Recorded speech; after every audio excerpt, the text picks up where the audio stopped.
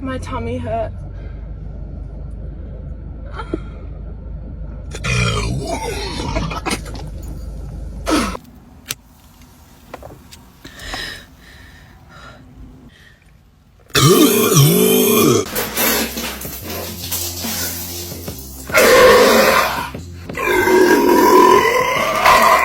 No.